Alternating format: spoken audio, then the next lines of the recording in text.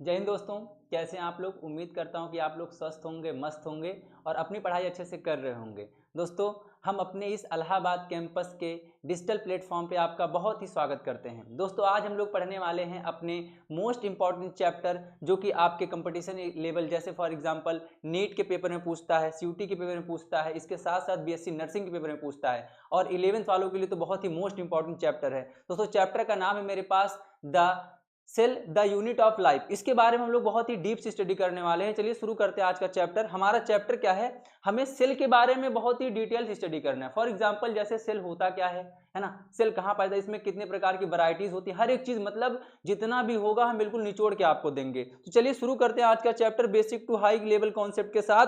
तो बने रहिएगा हमारे यूट्यूब चैनल पे। चलिए शुरू करते हैं। हमारे पास सेल, सबसे पहले सेल में क्या होता है, सबसे पहले हमको सेल का डिफिनेशन पता होना चाहिए, जो कि एनसीईआरटी से रिलेटेड डिफिनेशन आपको बताएंगे। तो सेल का डिफिनेशन क्या कहता है, सेल का डिफिनेशन होता है cell is the basic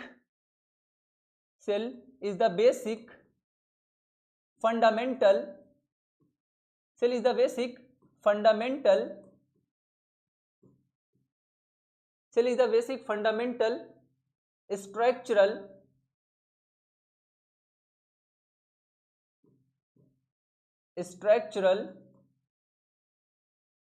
and functional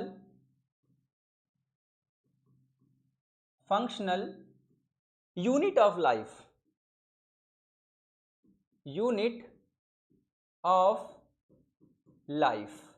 इस डिफिनेशन को थोड़ा सा गौर दीजिएगा। हमने लिखा है cell is the basic fundamental structural and functional unit of life. यानी कि बहुत लोग क्या करते हैं, डिफिनेशन लिख देते हैं लेकिन उसका मतलब नहीं समझाते। यहां मैं आपको मतलब समझाऊंगा। सबसे पहला क्या लिखा, basic fundamental. What is basic fundamental? Fundamental का मतलब होता है मेजरेबल क्वांटिटी, मतलब जिसको हम मेजर कर सकते हैं। हमने क्या लिखा है, बेसिक फंडामेंटल, यानी सेल एक ऐसी चीज है जिसको हम लोग मेजर कर सकते हैं। इसके साथ साथ मैंने लिखा है स्ट्रक्चरल एंड फंक्शनल। स्ट्रक्चरल का मतलब ये होता है यूनिट ऑफ लाइफ, इसको ध्यान समझना। स्ट्रक्चरल का इसमें रिलेटेड करता है। स्ट्रक्चरल का मतलब ये होता है सेल जो होता है ना, वो एक दूसरे सेल जो होते हैं आपस में जुड़ जुड़ के क्या बनाते हैं, एक स्ट्रक्चर तैयार करते हैं। फॉर एग्जांपल में तुमको बताते हैं। जैसे फॉर एग्जांपल में हमने कहा कि स्ट्रक्चरल का मतलब क्या होता है, ध्यान समझना। हमने कहा कि हमने पढ़ा है कि एक हमारे पास मेल में पाया जाता है जिसका क्या नाम होता है, स्पर्म। ये जो स्पर्म होता है जब किससे मिलता है, ओवम से मिलता है। किससे मिलता है, ओवम, जिसको हम लोग सेकेंडरी oocyte कहते हैं। जब इससे ये मिलता है तो क्या बनाता है, ये बना लेता है जाइगोट। क्या बना लेता है, जाइगोट। अब जो ये जाइगोट आपका होता है ना, ये जो आपका जाइगोट है, ये आपका कैसा है, ये आपका सिंगल सेल है। कैसा है, सिंगल सेल है और डिप्लॉइड सेल है, यानी कि इसके प्लॉइडी लेवल जो होते हैं 2n होते हैं। ये यानी कि सेल आपस में मिलकर क्या बना रहे हैं, जाइगोट बना रहे हैं। और ये जाइगोट जो होता है अपने आप में अल्टीमेट क्या करता है, डिवीजन करता है। क्या करता है दोस्तों, डिवीजन करता है। और ये डिवीजन कर करके क्या बना लेता है, एक सेल से दो सेल्स बना लेते हैं। एक सेल से कितने सेल बन जाते हैं, दो सेल। और ऐसे करके आगे भी डिवीजन हो करके क्या बन जाता है, दो सेल से चार सेल बन जाते हैं। और चार से ऐसे करके धीरे धीरे कितने सेल बन जाते हैं, 8 सेल बन जाते हैं। और ऐसे करके 8 से 16, 16 से 32, 32 से 64, है ना, और 64 से 128, मतलब ऐसे सेल की संख्या बढ़ती चली जाती है। यानी 32 सेल स्टेज पे देखने को मिलता है कि जो आपका जो सेल का ग्रुप था ना, वो क्या बना लेता है, वो जर्म लेयर अल्टीमेट फॉर्म कर लेता है। जो जर्म लेयर होता है, मेनली 3 टाइप के जर्म लेयर होते हैं, उन्हीं से अलग अलग टाइप के टिश्यू बनते हैं। यानी मैंने क्या पढ़ा कि जो सेल्स होते हैं वो क्या कर रहे हैं, आपस में आपस में क्या बना के, ग्रुप बना करके धीरे धीरे क्या बना रहे हैं, एक लाइफ का फॉर्मेशन कर रहे हैं। फॉर एग्जाम्पल में ध्यान समझना, अब इसको रफ करना है, जरा ध्यान समझना। अभी तुमको बस क्या याद रखना है, कि आपको याद रखना है कि यहां पर कुछ सेल प्रेजेंट हैं। यहां पे कुछ क्या प्रेजेंट है, सेल प्रेजेंट है। ये सेल नंबर 1, ये सेल नंबर 2, ये सेल नंबर 3 और ये सेल नंबर 4, ये सेल नंबर 5। मैंने कहा कुछ सेल प्रेजेंट थे, उन्होंने क्या किया भाई, इन्होंने एक ग्रुप बना लिया। क्या बना लिया, ग्रुप बना लिया। और ये ग्रुप बना करके क्या बनाने लगे, इन्होंने एक स्ट्रक्चर तैयार किया जिसको हम लोगों ने क्या बोला, जिसको हम लोगों ने बोला टिश्यू। क्या बोला, टिश्यू बोला। तीसरा सेल, ये आपका चौथा सेल, ये आपका पांचवा सेल और ये आपका छठा सेल। मैंने क्या कहा कि यहां पे जितने भी सेल्स थे वो अपना क्या बना लिए, ग्रुप बना लिए। इनके बीच में कुछ इंटरसेलुलर सब्सटेंस भी आ जाते हैं। अब इनको हमने क्या बोला, इनको मैंने बोल दिया ये आपके सेल थे और ये आपके क्या हो गए, ये आपके टिश्यू हो गए। क्या हो गए, टिश्यू हो गए। सेल से क्या बना, सेल से टिश्यू बना, सेल से क्या बना, टिश्यू बना, और इसी टिश्यू से क्या बनता है, ध्यान रखिएगा, इसी टिश्यू से आपका बन जाता है ऑर्गन। क्या बन जाता है दोस्तों, ऑर्गन। लाइक ऑर्गन में मैं आपका बना रहा हूं, लाइक मैंने बना दिया स्टमक को, किसको बना दिया, स्टमक को बना दिया, ये आपके क्या बन गए, ऑर्गन बन गए। ये अब यही ऑर्गन अगर ढेर सारे ऑर्गन आपस में कंप्लीट करने के बाद क्या बना देते हैं, एक पूरा आपका डाइजेस्टिव सिस्टम तैयार कर देते हैं। क्या तैयार कर देते हैं, डाइजेस्टिव सिस्टम। आपके डाइजेशन के लिए क्या तैयार हो जाता है, डाइजेस्टिव सिस्टम।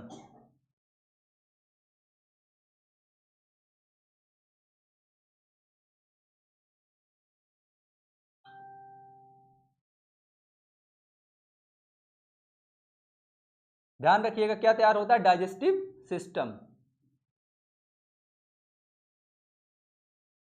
और यहां पे आपके आ जाते हैं पैनक्रियाज, और ऊपर साइड में देखने को आपको क्या मिलता है, लीवर, और यहां लटका हुआ उससे देखने को मिलता है गाल ब्लेडर, है ना। ऐसे करके आपका पूरा क्या तैयार हो जाता है, आपका पूरा एक पाचन तंत्र तैयार हो जाता है। यानी ऐसे काफी जब तंत्र आपस में जुड़ते हैं, ऐसे कई जो है सिस्टम जब आपस में इंक्लूड होते हैं तो क्या बन जाता है, एक पूरा लाइफ का फॉर्मेशन हो जाता है। मैंने क्या कहा, basic fundamental structural and functional unit of life. यानी स्ट्रक्चरल का मतलब क्या हुआ, सेल का हमने सेल को स्ट्रक्चरल क्यों बोला, क्योंकि सेल जो था अपना स्ट्रक्चर तैयार करके ढेर मतलब लगभग हम कह सकते हैं बिलियन ट्रिलियन में जो सेल्स होते हैं उसके टाइप्स होते हैं, स्ट्रक्चर्स होते हैं, उन्होंने अपना तैयार करके क्या बना लिया, एक पूरा स्ट्रक्चर डेवलप किया। यानी सेल से क्या बने, टिश्यू बने, और टिश्यू से क्या बना, टिश्यू से बना ऑर्गन। क्या बना, ऑर्गन। और इन ऑर्गन से क्या बना, इन ऑर्गन से बने ऑर्गन सिस्टम, ऑर्गन सिस्टम बने। और ऑर्गन सिस्टम से क्या होते हैं, अल्टीमेट लाइफ बन जाता है। क्या बन जाता है, लाइफ। लाइफ फॉर एग्जांपल कोशिश करते बनाने के लिए किसी भी ह्यूमन बीइंग को,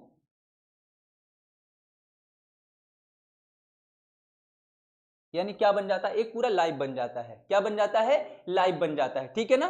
तो चलिए बात को ध्यान में रखते हुए पढ़ते हैं हम लोग। लिखा हमने बेसिक फंडामेंटल स्ट्रक्चर। स्ट्रक्चर का मतलब समझ में आ गया कि यानी सेल जो होते हैं ग्रुप में जुड़ करके क्या बनाते हैं, एक स्ट्रक्चर तैयार करते हैं। लाइक टिश्यू, टिश्यू से ऑर्गन, ऑर्गन से ऑर्गन सिस्टम। फिर मैंने बोला एंड फंक्शनल।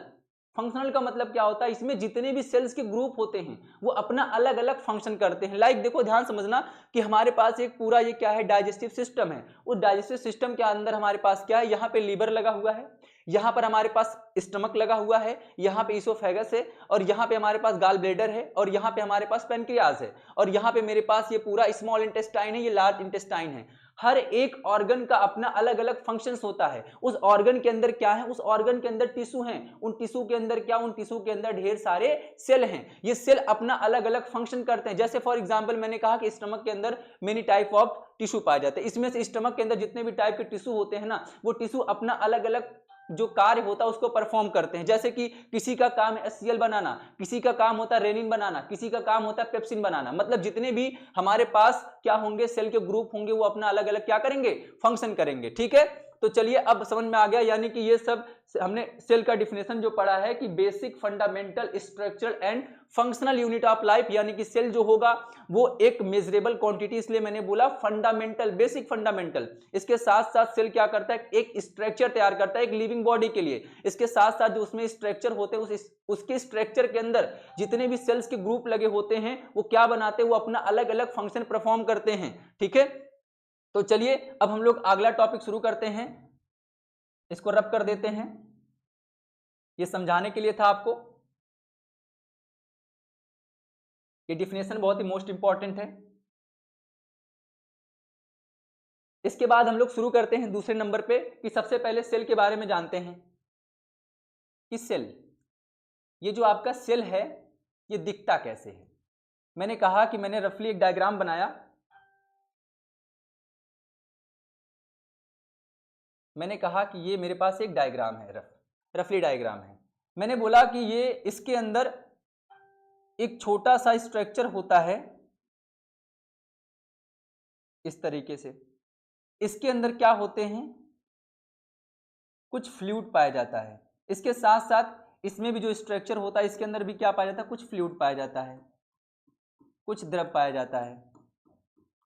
ध्यान से देखना, मैंने कहा सेल में जो आपको ये दिखाई दे रहा है इसके बाहर भी एक मेम्ब्रेन होती है, इसके बाहर भी क्या होती है, एक मेम्ब्रेन होती है। इसके बाहर भी आपको क्या देखने को मिलेगा, एक मेम्ब्रेन देखने को मिलेगा। कलर चेंज हो जा भाई, ओके हो गया हो गया हो गया, वाइट ही हो गया यार।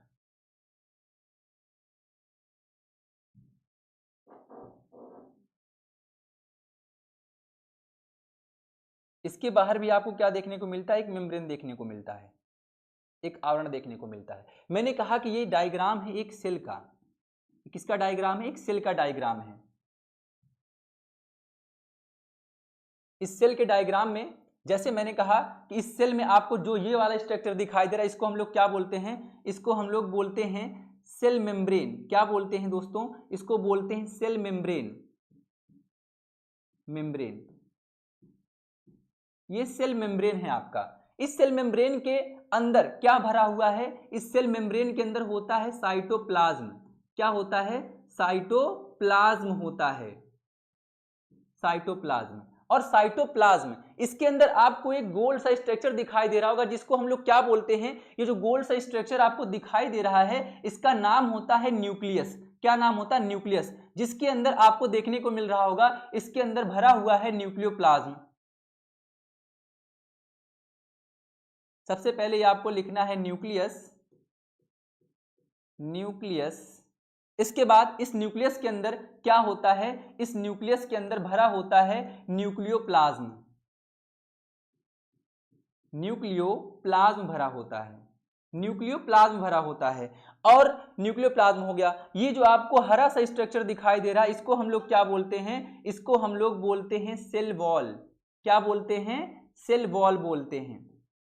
अब ध्यान से आप समझिएगा, जो आपका ये न्यूक्लियोप्लाज्म है, जो आपका ये न्यूक्लियोप्लाज्म है, जब ये साइटोप्लाज्म के साथ इंक्लूड आप इसको करोगे तो क्या बन जाता है, ये बन जाता है आपका न्यूक्लियोप्लाज्म और साइटोप्लाज्म को मिलाकर के हम लोग बोलते हैं प्रोटोप्लाज्म। क्या बोलते हैं दोस्तों, प्रोटोप्लाज्म बोलते हैं,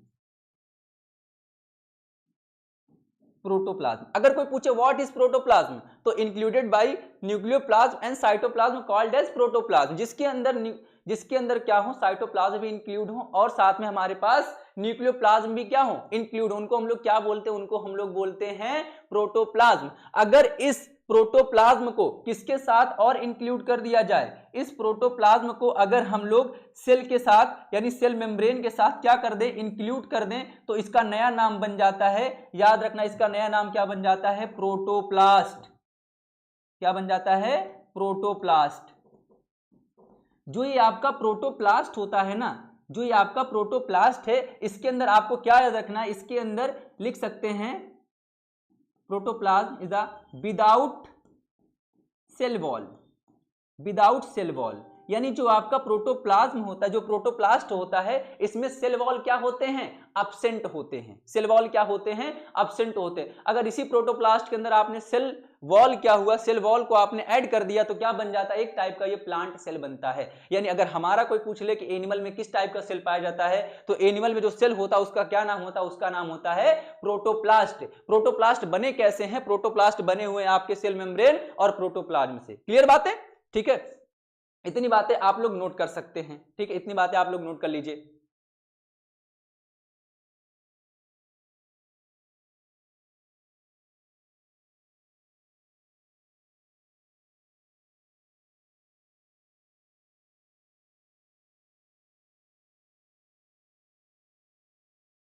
चलिए, हो गया नोट। सेकंड पेज पे चलते हैं। देखिए, एक इंपॉर्टेंट टॉपिक इसी में लिखवा देते हैं, जगह इसमें होगा। चलिए, यहां नोट करके लिख लीजिए, नोट डाल के लिख लीजिए, अगर जिसके अंदर सेल अगर क्या हो, अब्सेंट हो, क्या हो, अब्सेंट हो, तो उनको हम लोग क्या बोलते हैं, उनको इंसार्टी ने नाम दिया है इन एनिमेट। इन एनिमेट नाम देता है। जिसके अंदर क्या हो, सेल अगर जिनके अंदर क्या हो, अब्सेंट हो, उनको हम लोग क्या बोलते हैं, इनिमेट बोलते हैं, इन एनिमेट बोलते हैं। और जिनके अंदर अगर सेल क्या हो, प्रेजेंट हो, जिनके अंदर सेल क्या हो, प्रेजेंट हो, उनको हम लोग क्या नाम देते हैं, उनको हम नाम देते हैं एनिमेट। एनिमेट नाम देते हैं। इस बात को विशेष ध्यान में रखते हुए आप लोग आगे चलते हैं आपके साथ, ठीक है। तो चलिए अगला टॉपिक शुरू करते हैं। अगले टॉपिक में हम पढ़ने वाले हैं आपके ऑर्गेनिज्म के बारे में, ठीक है। चलिए अब हम लोग पढ़ने वाले हैं ऑर्गेनिज्म के बारे में।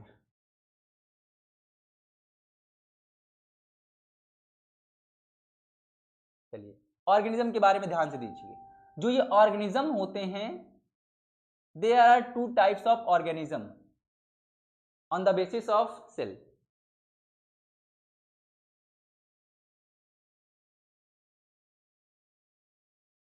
हमारे पास टू टाइप्स के ऑर्गेनिज्म होते हैं। एक को हम लोग बोलते हैं unicellular, unicellular,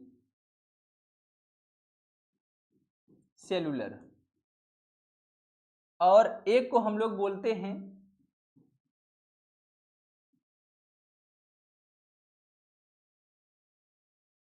multicellular. Unicellular and multicellular. Unicellular का मतलब होता है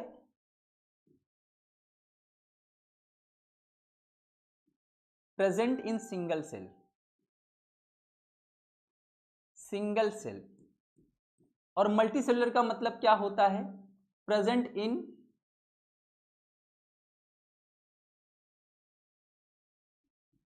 many cells, present in many number of cell, ठीक है। इसके एग्जाम्पल में क्या क्या आता है? इसके एग्जाम्पल में क्या क्या आता है? इसके एग्जाम्पल में आपको याद रखना है अमीबा, दूसरा bacteria. According to NCERT amoeba और बैक्टीरिया, है ना, ये सब क्या होते हैं? ये सब यूनिसेलुलर होते हैं, ठीक है। अब हम लोग देखते हैं मल्टीसेलुलर में। इसका एग्जाम्पल आपको क्या याद रखना है? इसका एग्जाम्पल आपको याद रखना है प्लांट्स एंड एनिमल्स, एनिमल्स। चलिए आपको जो आपके ये ऑर्गेनिज्म होते हैं, यानी जो आपके जीव होते हैं, मेनली कितने प्रकार के होते हैं? दो प्रकार के होते हैं। कौन कौन से? Unicellular and multicellular. यूनिसेलुलर के अंदर आपका क्या क्या होता है? ये सिंगल सेल, जिस ऑर्गेनिज्म के अंदर अगर सिंगल सेल प्रेजेंट है उनको हम लोग क्या बोलते हैं? यूनिसेलुलर बोलते हैं। और जिन ऑर्गेनिज्म के अंदर क्या होते हैं? एक सेल से अधिक होते हैं, यानी मल्टीसेलुलर होते हैं, उनको हम लोग क्या बोलते हैं? मल्टीसेलुलर बोलते हैं। यानी कि इसके अंदर क्या क्या आएगा? प्लांट आएगा और एनिमल्स आएंगे। इसके अंदर क्या आएगा? अमीबा आएगा और बैक्टीरिया आएगा। अब अमीबा और बैक्टीरिया को यहां पर बताया गया है they are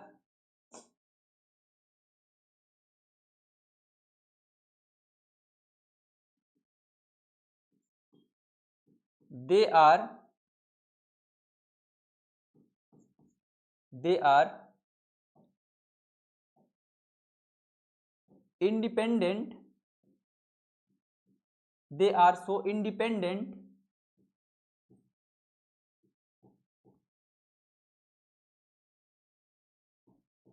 existence,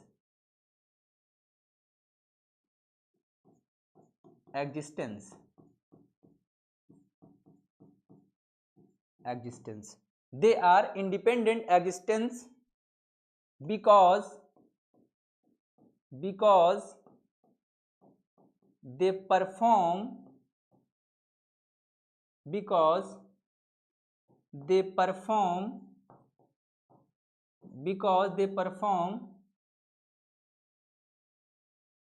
all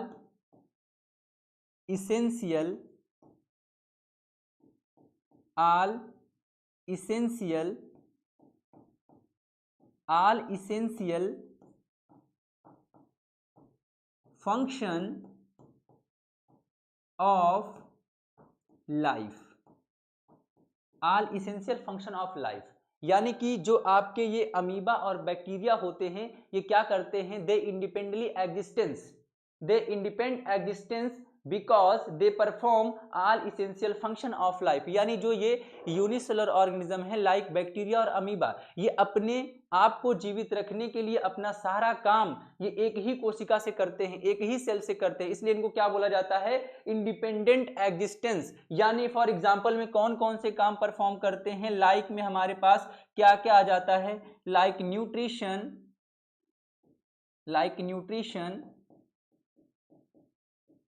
like metabolism,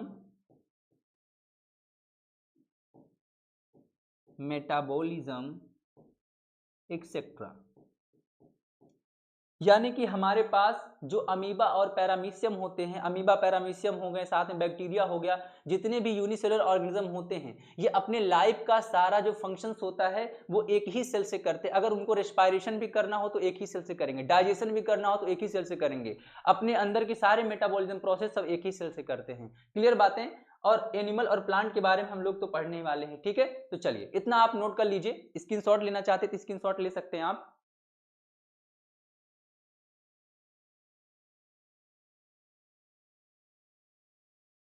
चलिए हो गया, चलते हैं सेकंड पेज पे, नेक्स्ट पेज पे।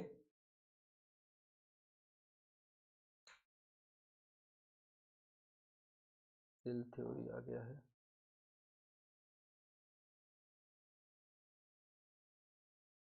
चलिए अगला पेज हमारा क्या है, अगला पेज हमारा है डिस्कवरी ऑफ सेल, या डिस्कवरी के बारे में हम लोग पढ़ते हैं।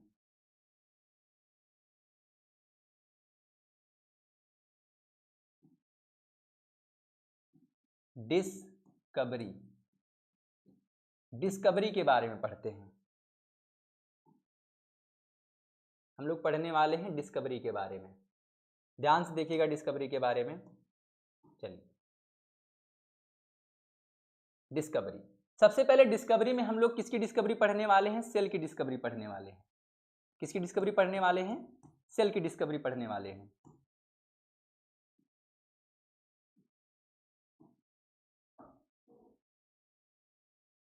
सेल की डिस्कवरी पढ़ने वाले हैं। देखिए ध्यान से सुनिएगा,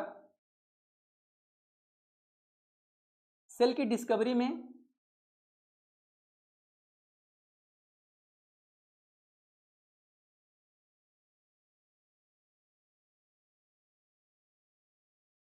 सबसे पहले फर्स्ट सेल किसने डिस्कवर किया था। आप एक बार अपने घर का पता भूल सकते हैं लेकिन ये नहीं भूल पाएंगे कि फर्स्ट सेल किसने डिस्कवर किया था। तो फर्स्ट सेल की डिस्कवरी करने वाले साइंटिस्ट का क्या नाम था, रॉबर्ट हुक। रॉबर्ट हुक साहब ने क्या किया था, सबसे पहले सेल की डिस्कवरी किसने की थी, रॉबर्ट हुक ने किया था। और रॉबर्ट हुक ने कब किया था, ये आप सभी को याद होगा, अगर नहीं याद होगा तो याद कर लीजिए, क्योंकि बेसिक कंपटीशन लेवल एग्जामों में यही सब पूछता है। कब किया था, 1665 में। 1665 में रॉबर्ट हुक ने क्या किया था, अपने सेल की डिस्कवरी की थी। कैसा सेल था ये भी याद रखना बहुत जरूरी है। ये जो जिस सेल की डिस्कवरी किए थे वो एक डेड सेल था। कैसा सेल था, डेड सेल था, मरी हुई सेल थी, डेड सेल था। इसके साथ आपको क्या याद रखना, डेड सेल था, और उस सेल का क्या नाम था, उस सेल का नाम था कॉर्क। क्या नाम था, कॉर्क, जो कि किस टाइप का सेल होता है, एक प्लांट सेल होता है। प्लांट सेल होता है जिसका क्या नाम होता है, कॉर्क। एक टाइप का प्लांट सेल होता है जिसका क्या नाम होता है, कॉर्क नाम होता है। यानी हमने क्या लिखा कि फर्स्ट सेल की डिस्कवरी किसने की थी, रॉबर्ट हुक नामक वैज्ञानिक ने किया था, साइंटिस्ट ने किया था। कब किया था, 1665 में। और इन्होंने कैसी सेल की खोज की थी, ये बात बहुत जरूरी है, इन्होंने खोज की थी डेड सेल की, और एक सेल का नाम क्या था, कॉर्क सेल। और इसके अंदर एक चीज और आपको याद रखना, इसके अंदर हमारा जो प्रोटोप्लाज्म होता है, इसके अंदर प्रोटोप्लाज्म,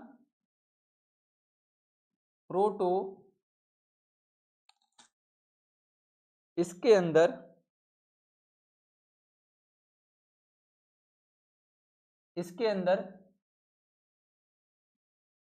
प्रोटोप्लाज्म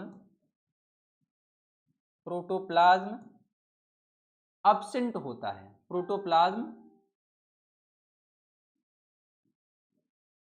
प्रोटोप्लाज्म अब्सेंट होता है। प्रोटोप्लाज्म में क्या होता है, अब्सेंट होता है। यानी रॉबर्ट हुक ने किस कोशिका की खोज की थी, डेड कोशिका थी वो। नाम क्या था कोशिका का, कॉर कोशिका, जो कि किस कोशिका होती है, एक प्लांट की कोशिका होती है। और इस प्लांट की कोशिका में जो कॉर कोशिका थी उसके अंदर क्या अब्सेंट था, उसके अंदर प्रोटोप्लाज्म अब्सेंट था। अब तो आपको प्रोटोप्लाज्म में कंफ्यूजन नहीं होगा। प्रोटोप्लाज्म का मतलब क्या होता है, प्रोटोप्लाज्म का मतलब होता है जिनके अंदर क्या क्या इंक्लूडेड हो, जिनके अंदर आपका न्यूक्लियोप्लाज्म और साइटोप्लाज्म अब्सेंट हो, ठीक है ना। उन्होंने केवल और केवल किसको देखा था, सेल वॉल को देखा था। और जो स्ट्रक्चर उन्होंने देखा था वो स्ट्रक्चर कैसा था, हनीकॉम्ब लाइक स्ट्रक्चर था, ये भी नोट कर सकते हो।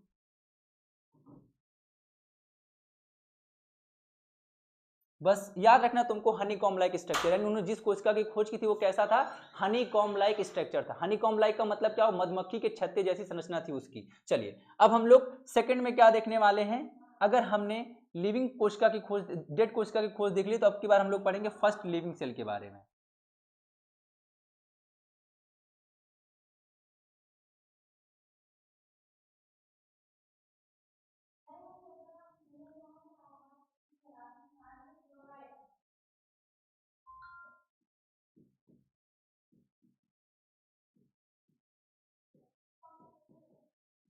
First living cell discovered by Anton von Leeuwenhoek. Anton von Leeuwenhoek, यानी कि फर्स्ट लिविंग सेल किसने डिस्क्राइब किया था, एंटोन वॉन लीवेनहॉक ने। इन्होंने क्या किया था दोस्तों, याद रखना, एक पॉन्ड था, पॉन्ड मतलब समझते हो तालाब, तालाब के किनारे ये गए और वहां पे जब उन्होंने अपने हाथों में पानी लिया, उनको कुछ ऐसा महसूस हुआ कि इसके अंदर कोई छोटा सा ऑर्गेनिज्म है।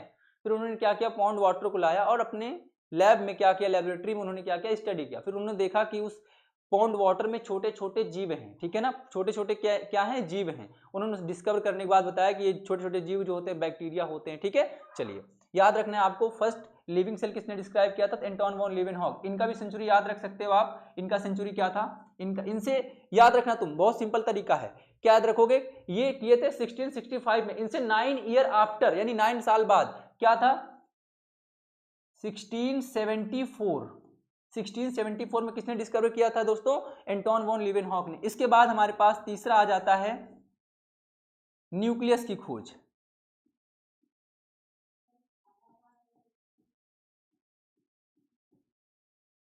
न्यूक्लियस की खोज किसने की थी, न्यूक्लियस की खोज। तो न्यूक्लियस की डिस्कवरी के बारे में क्या लिखोगे, रॉबर्ट ब्राउन साहब ने, रॉबर्ट ब्राउन साहब ने, रॉबर्ट ब्राउन ने न्यूक्लियस की खोज की थी। और कब किया था, 1831 में। रॉबर्ट ब्राउन साहब ने क्या किया था, न्यूक्लियस यानी केंद्रक की खोज की थी। कब किया था, 1831 में, ठीक है। इसके बाद फोर्थ पॉइंट आप क्या याद कर सकते हो, अभी तक याद रखना, अभी तक जब इसकी खोज हो गई थी कोशिका की, तो अभी क्या था, अभी हम लोग अच्छे तरीके से कोशिका का स्टडी नहीं कर पाए थे। इसके बाद कोशिका की स्टडी अच्छे से हम कब कर पाते हैं, यानी स्टडी इजी कब हुआ कोशिका का, स्टडी इजी कब हुई, invention of electron microscope, invention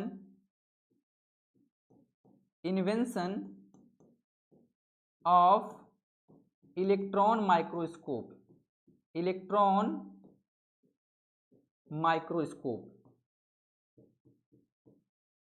microscope, यानी कि कोशिका का अध्ययन कब आसान हुआ, जब किसकी खोज हो गई, इलेक्ट्रॉन माइक्रोस्कोप की।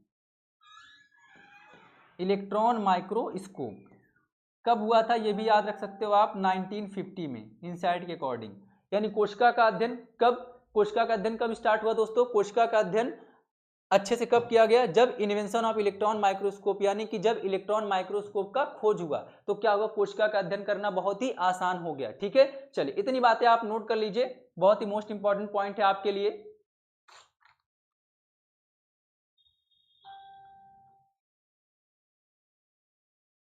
चलिए सेकंड पेज पे चलते हैं, इसके बाद वाले पे। सेल थ्योरी के बारे में। चलिए अब सेल थ्योरी के बारे में बात करते हैं।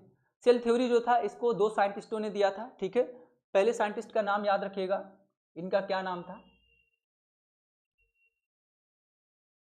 पहले साइंटिस्ट का नाम था मैथियास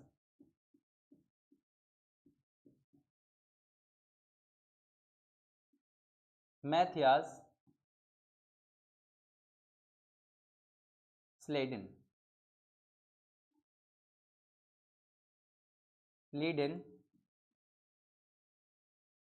मैथियास स्लीडन कब दोस्तों? 1838। दूसरे साइंटिस्ट आपके कौन थे? इनका क्या नाम था? इनका नाम था थियोडोर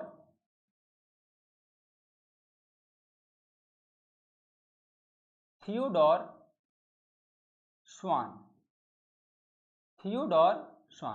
हमारे पास दो साइंटिस्ट थे, एक का नाम क्या था? मैथियास स्लीडन, दूसरे साइंटिस्ट का क्या नाम था? थियोडोर श्वान। इन्होंने अपना काम कब किया था? इन्होंने अपना काम किया था, याद रखना, इन्होंने अपना काम किया था 1839, ठीक है। अब ये क्या थे? जो मैथियस स्लीडन साहब थे ना, ये आपके क्या थे? ये आपके थे जर्मन बॉटैनिस्ट। क्या थे? ये थे आपके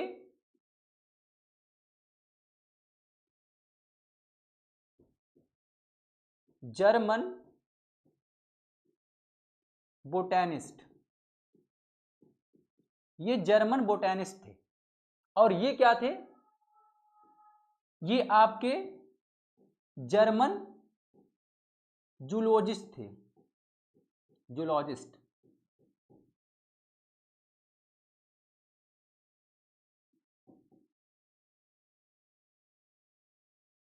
ये आपके क्या थे? जर्मन जूलॉजिस्ट थे।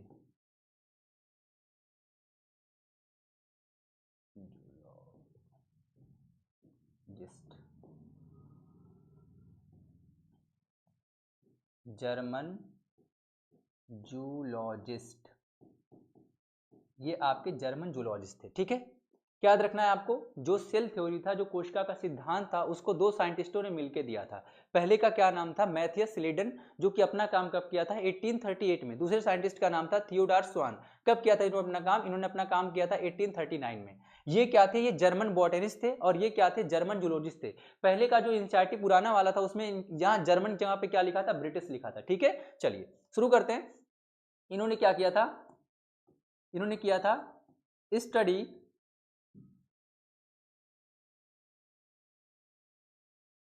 इन्होंने क्या किया था?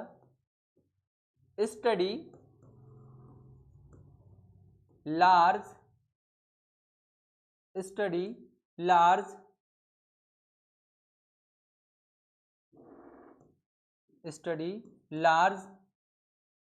Number of plant. दोस्तों याद रखना है, इन्होंने क्या किया था? इन्होंने स्टडी की थी लार्ज नंबर ऑफ प्लांट पे, यानी लार्ज नंबर ऑफ प्लांट्स। इनकी जो स्टडी थी वो बहुत सारे पौधों पे थी, ठीक है ना। इन्होंने अपनी स्टडी क्या की? Study large number of plant, यानी कि जो इनका अध्ययन था वो लार्ज नंबर ऑफ प्लांट, यानी कि बहुत ढेर सारे पौधों पर इन्होंने अपना स्टडी किया था। और याद रखना है इन्होंने क्या बताया? इन्होंने बताया कि जो सेल्स होते हैं, सेल्स या फिर हम कह सकते हैं plants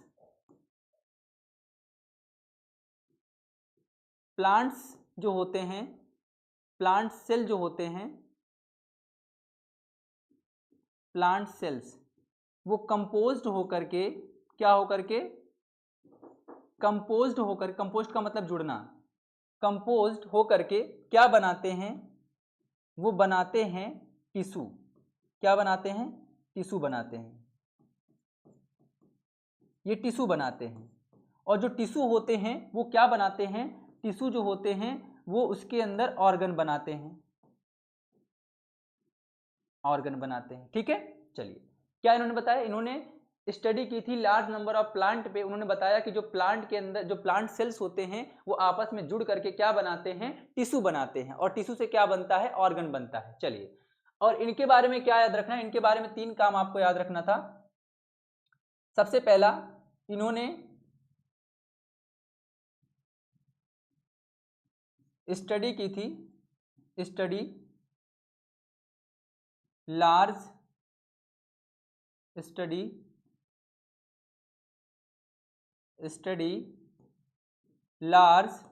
number of plant and animal.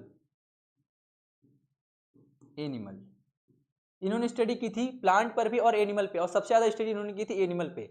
और इन्होंने बताया कि जो एनिमल होते हैं ना, जो एनिमल होते हैं, जो उनका सेल होता है एनिमल का, एनिमल में जो आउटर कवरिंग आपको दिखाई देती, एनिमल सेल लिख लीजिए, एनिमल सेल, जो एनिमल सेल की जो आउटर कवरिंग होती है, कैसी कवरिंग, आउटर कवरिंग जो होती है, कवरिंग, उसको इन्होंने क्या दिया, आज जो हम लोग बोलते हैं आउटर कवरिंग होती है, आउटर कवरिंग कैसी होती है, थिन लेयर, फिर आउटर कवरिंग बोलो या थिन लेयर बोल सकते हो। जो एनिमल के सेल के बाहर जो थिन लेयर होती है, आउटर कवरिंग होती है, उन्होंने उसका क्या नाम दिया, उन्होंने उसका नाम दिया प्लाज्मा मेम्ब्रेन।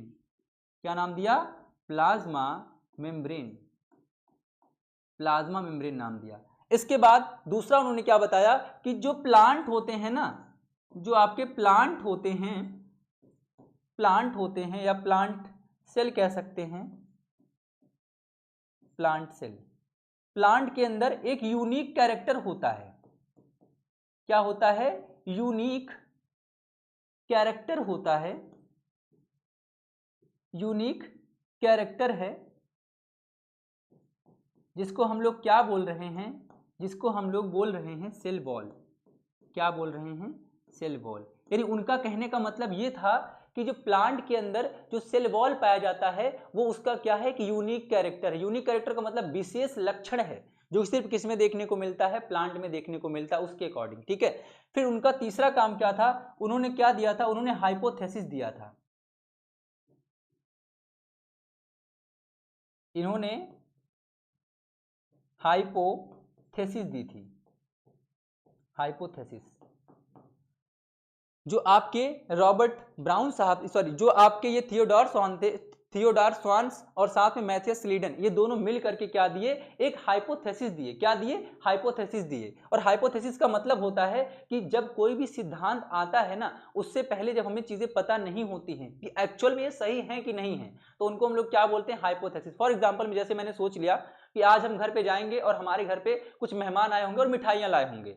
अब ये हमारा क्या, ये हमारा हाइपोथेसिस है। क्या है ये, हाइपोथेसिस है। अगर मेहमान आए हों और मिठाई भी लाए हों, तो ये क्या बन जाएगा, थ्योरी में कन्वर्ट हो जाएगा। एक अकॉर्डिंग समझा रहे हैं ना, कोई एक्चुअल में प्रूविंग नहीं है। ठीक है, तो क्या हुआ, यानी कि अगर हमने क्या कहा कि अगर कोई आया है और कुछ लेके आया, उसको हम लोग क्या बोलते हैं, अगर वो सिद्ध हो गया, कोई भी हाइपोथेसिस अगर सिद्ध हो जाती है, उसको हम लोग क्या बोल देते हैं, उसको हम लोग थ्योरी बोल देते हैं। ठीक है, तो चलिए हाइपोथेसिस के बारे में देखते हैं, इतना आप लोग नोट कर सकते हैं।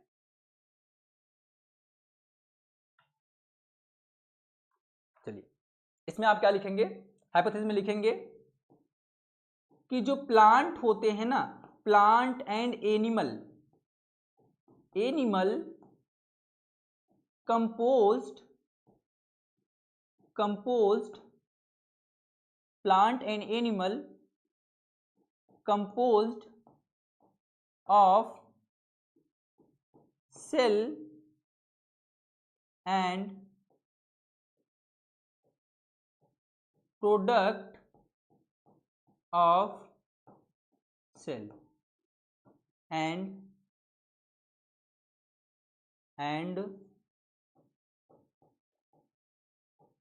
formed product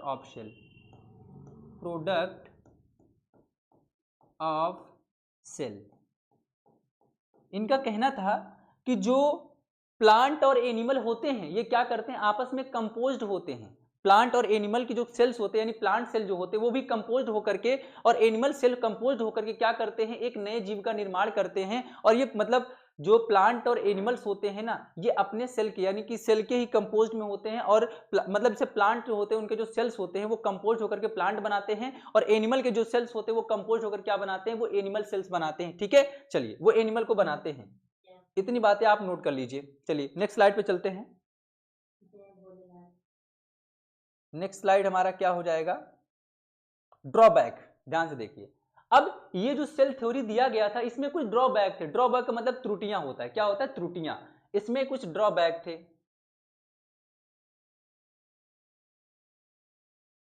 इसकी क्या थी, कुछ त्रुटियां थी। ध्यान समझिएगा, क्या क्या ड्रॉबैक था इसके बारे में पढ़ते हैं हम लोग। सबसे पहला ड्रॉबैक ये था कि इनका कहना था, कुछ नए साइंटिस्ट, इनका क्या मतलब कि नया सेल आता कहां से, ये नहीं बता पाए थे कि नया सेल आता कहां से। ये बस जितनी चीजें थी सब पुरानी बातें बताई थी। तो प्रश्न क्या था, how new cell, how new cell arise, how new cell arise. इनका ये कहना था कि जो नई कोशिका होती है वो कहां से आती है, ठीक है ना। इनका कहना क्या था कि जो नई कोशिका होती है वो कहां से आई थी। इनका बस इन्होंने हाइपोथेसिस में क्या बताया था कि जो कोई भी कोशिका होती है वो कंपोज होकर क्या करती है, टिश्यू बनाती है, और टिश्यू से कंपोज होकर क्या बन जाते हैं, ऑर्गन, और ऑर्गन से कंपोज होकर के एक लिविंग बॉडी बन जाता है। लेकिन ये नहीं बता पाए थे कि जो नई कोशिका होती वो कहां से आती है, ठीक है ना, नई कोशिका कहां से आती है। तो ये बात ये एक्सप्लेन नहीं कर पाए थे, इनका ये ड्रॉबैक है, लिख लेना, how new cell arise. Exception क्या था, एक्सेप्शन क्या था, एक्सेप्शन था वायरस। एक्सेप्शन में क्या था, वायरस। यानी कि न्यू सेल कहां से आया ये किसी को नहीं पता था, न्यू सेल कहां से आया किसी को पता नहीं था। इसके बाद इन्होंने बता दिया था पृथ्वी पे जितने भी लिविंग ऑर्गेनिज्म होते हैं सब सेल के बने होते हैं और सेल ही परफॉर्म करते, आगे सेल ही बनाते हैं। लेकिन हमारे पास एक नया चीज आता है जिसका क्या नाम है, वायरस। वायरस जो होता है वो ना तो मतलब वो लिविंग और नॉन लिविंग के बीच का चीज है, ठीक है ना, वो लिविंग और नॉन लिविंग के बीच की क्या है, कड़ी है। अगर वो वायरस जो होता है अगर वो बाहर होता है वो कैसा होता है, वो नॉन लिविंग होता है। जैसे हमारे शरीर के अंदर इंटर करता है और हमारे सेल के अंदर एंट्री मार लेता है तो वो क्या बन जाता है, वो लिविंग बन जाता है। इसलिए वायरस क्या था, एक्सेप्शन था, वायरस के बारे में इन्होंने चर्चा नहीं की थी। अब इसके बाद हमारे पास एक साइंटिस्ट आते हैं जिन्होंने फाइनल शेप ले आई थी सेल थ्योरी की, जिनका क्या नाम था, ध्यान से पढ़ना। इनका नाम है रुडोल्फ विर्चो। क्या नाम है, रुडोल्फ विर्चो, रुडोल्फ विर्चो। जो रुडोल्फ विर्चो साहब थे इन्होंने क्या दिया, इन्होंने सेल थ्योरी का फाइनल शेप दिया। ये क्या गिवन किए, final shape of cell theory. ये क्या फाइनल किए, इन्होंने बताया final given by final shape of cell theory.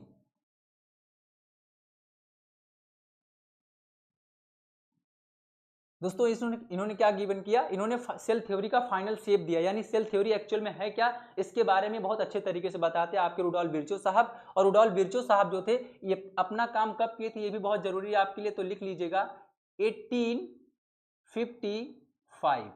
इन्होंने अपना काम किया था 1855 में। सबसे पहले इन्होंने क्या बताया, इन्होंने सबसे पहले बताया कि एक टर्म होता है लैटिन वर्ड में, याद रखना, इसको उन्होंने लिखा था ओमनीस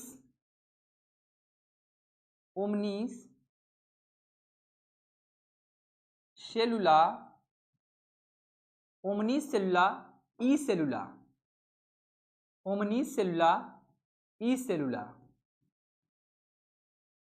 इसका मतलब होता है ओमनीस सेलुला ई सेलुला का मतलब क्या होता है, ध्यान से देखिएगा। इसका मतलब होता है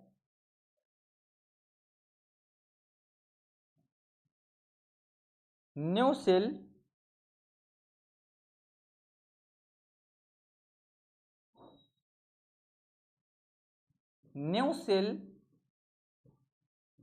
arise from pre-existing सेल। इनका कहना था कि कोई भी जो नई कोशिका होती है वो अपनी पुरानी कोशिका के सेल डिवीजन से आती है, यानी अपनी पुरानी कोशिका की क्या होती है, सेल डिवीजन से आती है। तो ये मोस्ट इंपॉर्टेंट थिंग्स है, पूछता है गिवन बाय ओमनीसेलुला ई सेलुला, तो बताना है आपको क्या, रुडोल्फ विर्चो। कब, 1855 में। ये एनसीईआरटी का डाटा है, ठीक है। चलिए दूसरा उन्होंने क्या बताया था, वही उन्हीं वाली बातें थी, दूसरी मिला जुला के सेम। दूसरा उन्होंने बताया था कि cells are composed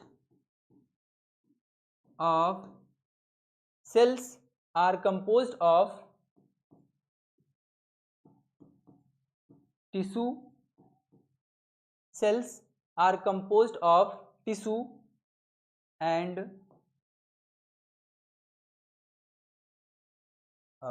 ये एक मिनट रुकिएगा, आप इसको लिखिएगा।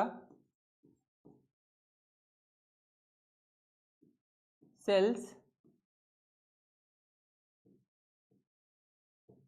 composed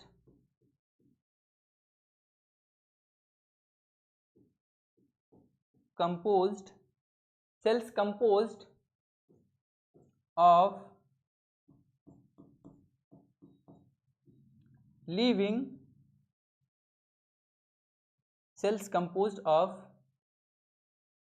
there are cell composed of, ये लिखना चाहिए। एक मिनट रुकिएगा, इसको लिखिए। एक्चुअल में क्या था वो लिखना था मुझे। Cells composed they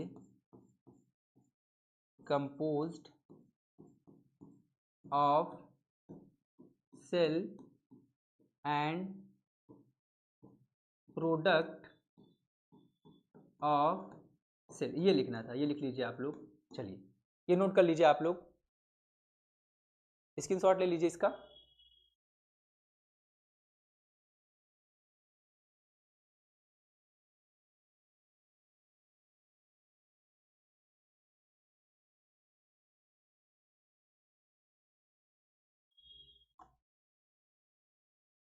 next page पे चलते हैं। चलिए नेक्स्ट पेज में क्या है हमारे पास, जो सेल होता है ना, इसमें हमने दो सेल लिए हैं। एक हमने लिया है ओनियन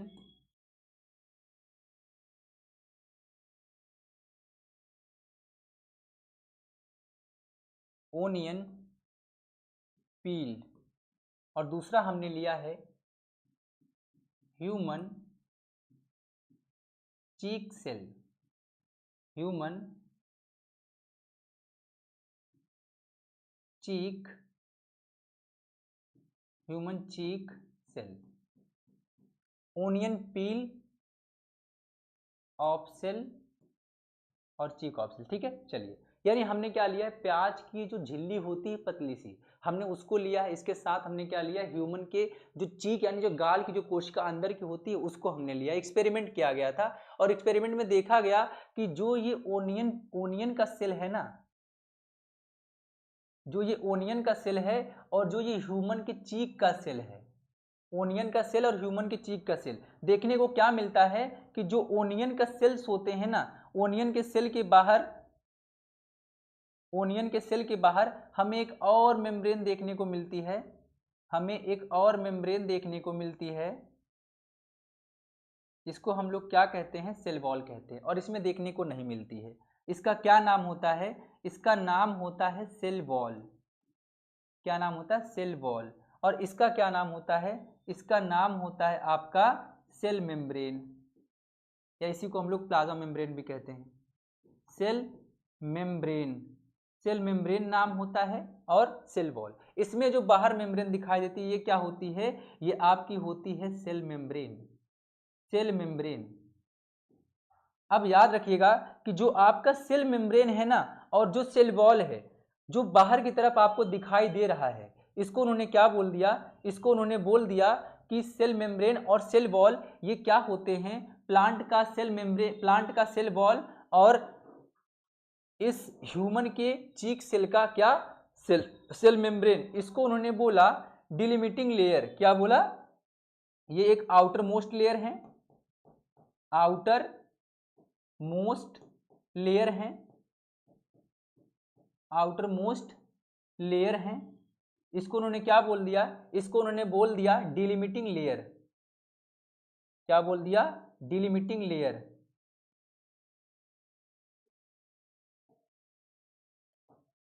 डिलिमिटिंग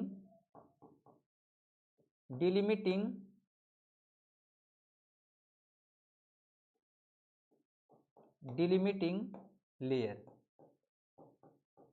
उन्होंने उसको बोल दिया डिलिमिटिंग लेयर। उन्होंने कहा कि जो ह्यूमन का चीक सेल होता है, ह्यूमन का जो चीक सेल होता है और प्लांट की जो कोशिका होती है, इसके बाहर जो लेयर आपको दिखाई देता है उसको हम लोग क्या बोलते हैं, यानी किसी भी सेल का जो सबसे बाहरी लेयर होता है ना, उसको हमने क्या बोल दिया, उसको हमने बोल दिया डिलिमिटिंग लेयर। चलिए इसको भी नोट कर सकते हैं आप लोग, इंपॉर्टेंट है डिलिमिटिंग लेयर के बारे में। पूछता है व्हाट इज डिलिमिटिंग लेयर, तो आपको बताना है outermost of boundary of cells called delimiting layer. चलिए नोट कर लीजिए इसको आप लोग। चलिए नेक्स्ट पेज पे चलते हैं। नेक्स्ट पेज पे हम लोग पढ़ने वाले हैं यूकैरियोट के बारे में। थोड़ा सा डाटा बताना पड़ेगा यूकैरियोटिक के बारे में। यूकैरियोट के बारे में पढ़ना है। यूकैरियोट में क्या है, ध्यान दीजिएगा। यूकैरियोट में क्या है, चलिए यूकैरियोट में हमको पढ़ना है इसके बारे में कि जो आपका ये यूकैरियोट होता है ना, इसमें ये यूकैरियोटिक एक हम क्या दिखा रहे हैं, एक उसकी कोशिका दिखा रहे हैं। ये किसी भी यूकैरियोट की क्या है, कोशिका है। और इस कोशिका के अंदर एक छोटा सा भाग पाया जाता है जिसको हम लोग क्या बोलते हैं, केंद्रक बोलते हैं, यानी न्यूक्लियस बोलते हैं। और उस न्यूक्लियस के अंदर एक बहुत ही छोटी छोटी संरचना देखने को मिलती है जिसको हम लोग क्या बोलते हैं, जिसको हम लोग बोलते हैं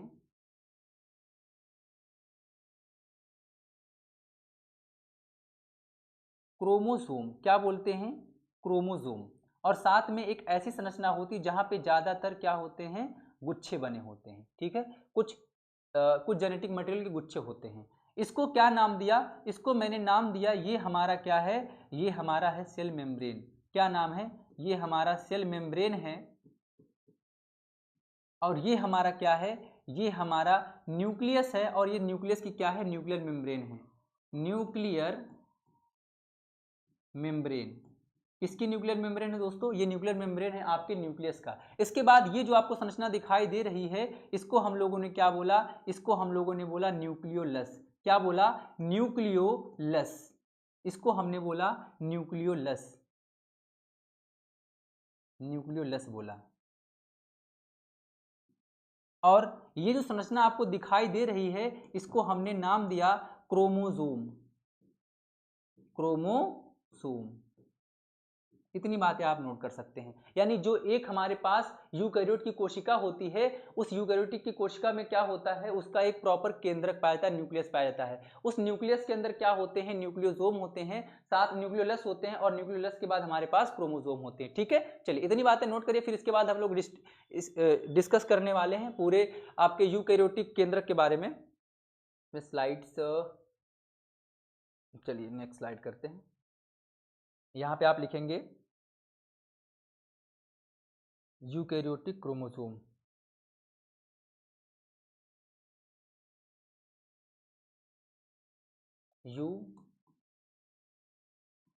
यूकैरियोटिक, इससे पुरानी स्लाइड में थोड़ी सी बातें और डालनी थी।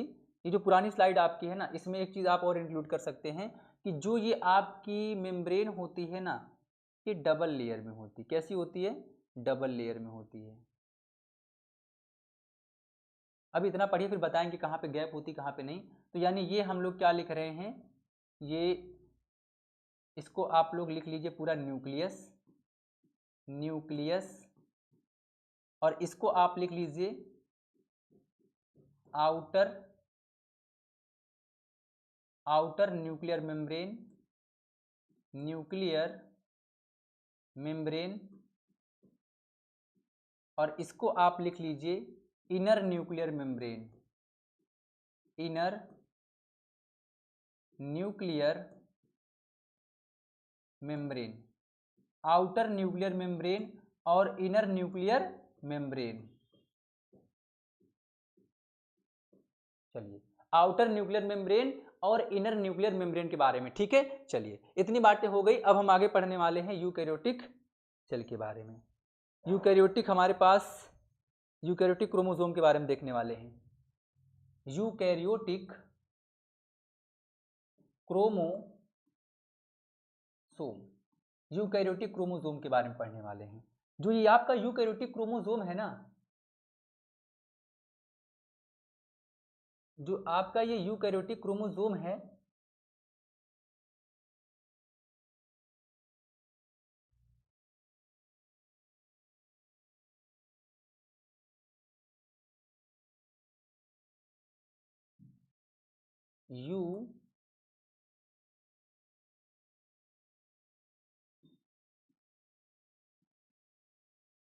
यूकैरियोटिक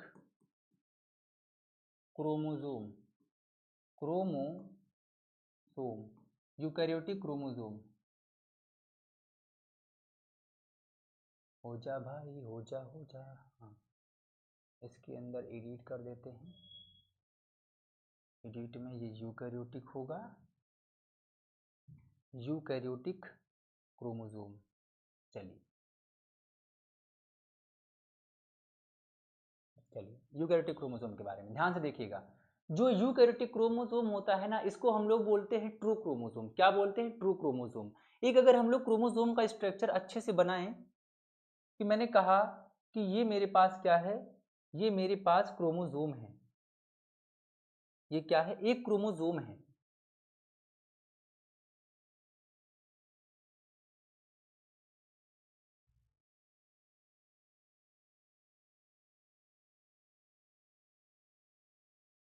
मैंने क्या कहा? ये मेरे पास एक क्रोमोसोम है, और इस क्रोमोसोम के अंदर ना, इस क्रोमोसोम के अंदर हमें क्या देखने को मिलता है? हमें देखने को मिलता है इसके अंदर डीएनए। क्या देखने को मिलता है? डीएनए देखने को मिलता है।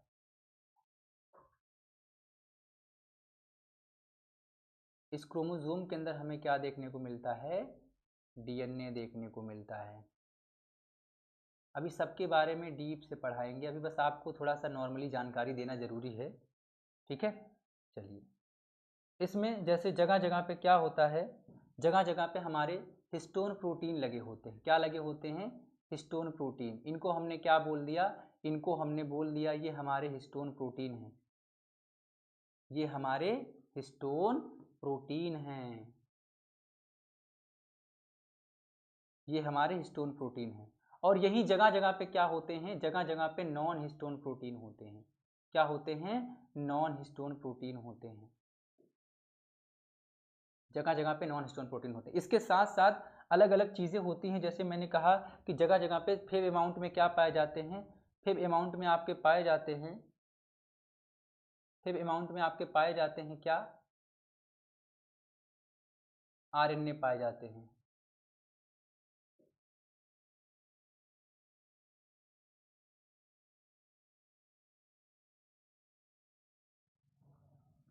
फेब अमाउंट में क्या पाए जाते हैं? आरएनए पाए जाते हैं। इसको मैंने क्या बोल दिया कि जगह जगह पे क्या पाए जा रहे हैं? आरएनए पाए जा रहे हैं।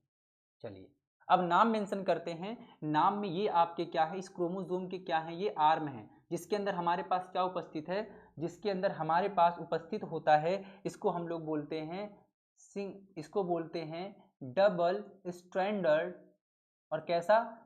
Circular, sorry linear, double stranded linear DNA. Double standard DS का मतलब होता है डबल स्टैंडर्ड लीनियर डीएनए। ठीक है, इसके बाद डबल स्टैंडर्ड लीनियर डीएनए, और इसमें जो रेड कलर से मैंने दिखाया है, ये क्या है? ये आपका हिस्टोन प्रोटीन है। क्या है? हिस्टोन प्रोटीन है। हिस्टोन प्रोटीन है, ये आपका हिस्टोन प्रोटीन है।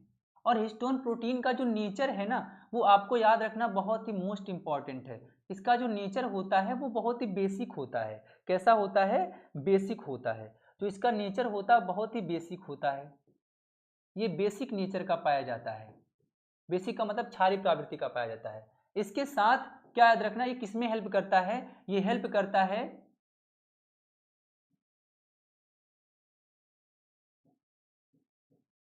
Help in packaging of DNA,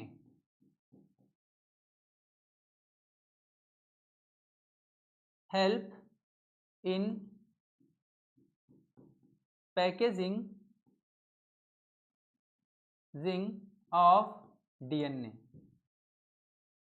packaging of DNA, ये डीएनए के पैकेजिंग में हेल्प करता है, ये डीएनए के पैकेजिंग में हेल्प करता है। ठीक है, आपको क्या याद रखना है कि जो उसका क्रोमोसोम होता है उसके अंदर क्या मिलता है, उसके अंदर डबल स्टैंडर्ड लीनियर डीएनए पाया जाता है। जो इसका क्रोमोसोम होता है उसके अंदर डबल स्टैंडर्ड लीनियर डीएनए पाया जाता है। उसके साथ साथ उसके अंदर कुछ हिस्टोन प्रोटीन पाए जाते हैं जिसका नेचर कैसा होता है, बेसिक नेचर का होता है, मतलब क्षारीय प्रवृत्ति का होता है। ये क्या करते हैं, ये help in packaging of DNA, ये डीएनए के पैकेजिंग करने में, डीएनए को पैक करने में क्या करते हैं, मदद करते हैं। ठीक है, और इसके बाद मैंने बताया यहाँ पे कुछ अमाउंट में क्या होते हैं, कुछ अमाउंट में यहाँ होते हैं non histone protein, non histone protein. ये जो नॉन हिस्टोन प्रोटीन होते हैं ना, जो ये आपके नॉन हिस्टोन प्रोटीन हैं, इनका नेचर जो होता है, इनका नेचर होता है एसिडिक। कैसा होता है, एसिडिक नेचर के ये होते हैं, अम्लीय प्रवृत्ति के होते हैं। एसिडिक नेचर होने की वजह से ये भी हेल्प करते हैं, इसको लिख सकते हो आप, ये भी पैकेजिंग में हेल्प करते हैं, help in packaging of DNA, help in packaging of DNA, ये भी डीएनए के पैकेजिंग में क्या करते हैं, हेल्प करते हैं। ठीक है, अब अगला मेरे पास मैंने कहा कुछ फेब अमाउंट में क्या पाए जाते हैं, आरएनए पाए जाते हैं, आरएनए पाए जाते हैं, फेब अमाउंट लिख लो, मतलब थोड़ी मात्रा में। फेब अमाउंट में क्या पाए जाते हैं, आरएनए पाए जाते हैं, फेब अमाउंट में क्या पाए जाते हैं, आरएनए पाए जाते हैं। ठीक है, इतनी बातें नोट कर लो। यानी कि किसी भी क्रोमोसोम के अंदर, किसी भी क्रोमोसोम के अंदर क्या क्या होना चाहिए, किसी भी क्रोमोसोम के अंदर प्रॉपर उसमें एक डीएनए का स्ट्रैंड होना चाहिए, डीएनए का धागा होना चाहिए, उसके साथ साथ उसमें हिस्टोन प्रोटीन हो और उसके साथ नॉन हिस्टोन प्रोटीन हो, और उसमें थोड़ी मात्रा में क्या हो, थोड़ी मात्रा में हमारे पास आरएनए हो। ऐसे क्रोमोसोम को हम लोग क्या बोलते हैं, ऐसे क्रोमोसोम को हम लोग बोलते हैं ट्रू क्रोमोसोम। क्या बोलते हैं, ट्रू क्रोमोसोम, ट्रू क्रोमोसोम। ऐसे क्रोमोसोम को हम लोग बोलते हैं ट्रू क्रोमोसोम, ये बात याद रखिएगा आप लोग। चलिए अब हम अगले पेज पे चलते हैं। मैं थोड़ा सा आपको प्रोकैरियोटिक क्रोमोसोम के बारे में बता देता हूं। प्रोकैरियोटिक क्रोमोसोम क्या होता है, ध्यान से देखिएगा, मेरे पास मैं लिख रहा हूं प्रोकैरियोटिक क्रोमोसोम, प्रोकैरियोटिक क्रोमोसोम। ये आपका लास्ट स्लाइड रहेगा प्रोकैरियोटिक क्रोमोसोम, इसके बाद क्लास को एंड करेंगे। प्रोकैरियोटिक क्रोमोसोम, प्रोकैरियोटिक क्रोमोसोम, जो आपका प्रोकैरियोटिक क्रोमोसोम होगा उसके बारे में आपको बता रहे हैं।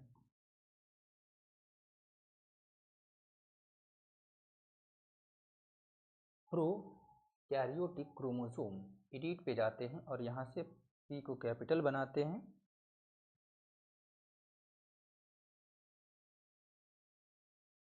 क्रोमोसोम की, क्लियर है। चलिए प्रोकैरियोटिक क्रोमोसोम कलरफुल बना देते हैं, मजा आ जाएगा देखने में। चलिए ये कलर अच्छा लग रहा है। चलिए प्रोकैरियोटिक क्रोमोसोम के बारे में बात करते हैं। जो प्रोकैरियोटिक क्रोमोसोम होता है ना, सबसे पहले आपको क्या याद रखना है, जो यूकैरियोट होते हैं इनमें केंद्रक क्या होता है, उपस्थित होता है। केंद्रक उपस्थित का मतलब इसमें केंद्रक प्रेजेंट होता है, इसमें केंद्रक के बाहर डबल मेम्ब्रेन भी दिखाई देती है, इनका जो डीएनए होता है वो केंद्रक के अंदर होता है। लेकिन प्रोकैरियोट में ऐसा कुछ नहीं होता है। प्रोकैरियोट में क्या देखने को मिलता है, प्रोकैरियोट में हमें देखने को मिलता है कि जो उसका ये साइटोप्लाज्म है, उस साइटोप्लाज्म के अंदर क्या देखने को मिलता है कि जो इनका डीएनए है ना, वो ऐसे ही क्या होता है, तैरता रहता है। जो इनका डीएनए है वो क्या होता है, ऐसे ही साइटोप्लाज्म के अंदर फ्लॉट करता रहता है। ध्यान से देखिएगा, मैंने कहा कि इनका ये क्या है, प्रोकैरियोट का डीएनए है, वो ऐसे ही साइटोप्लाज्म में क्या कर रहा है, तैर रहा है। ठीक है, साइटोप्लाज्म में तैर रहा है। ये क्या है, उसका साइटोप्लाज्म है, ये क्या है, उसका साइटोप्लाज्म है। मैंने कहा ये उसका साइटोप्लाज्म है, और इसका ये क्या है, डीएनए है। डीएनए में थोड़ी मात्रा में जैसे उसमें पाई जा रही थी हिस्टोन प्रोटीन, इसमें पाया जाता है नॉन हिस्टोन प्रोटीन। अभी एक बात आपको बहुत ही अच्छा लगेगा सुनने के बाद, जैसे फॉर एग्जांपल मैंने क्या बताया था, यहाँ पे ये क्या था, उसमें नॉन हिस्टोन प्रोटीन थे, क्या थे, क्लिक राइट एंड येलो, ठीक। इसमें क्या पाया जा रहा है, नॉन हिस्टोन प्रोटीन पाया जा रहा है। ये क्या थे, नॉन हिस्टोन, बीच बीच में क्या पाया जा रहा था, नॉन हिस्टोन प्रोटीन, बीच बीच में क्या पाया जा रहा था, नॉन हिस्टोन प्रोटीन, जो कि क्या कर रहा था, डीएनए के लेंथ को छोटा कर रहा था, पैकेजिंग में हेल्प कर रहा था। इसके साथ इसमें भी थोड़ी मात्रा में आरएनए इसमें भी पाए जाते हैं।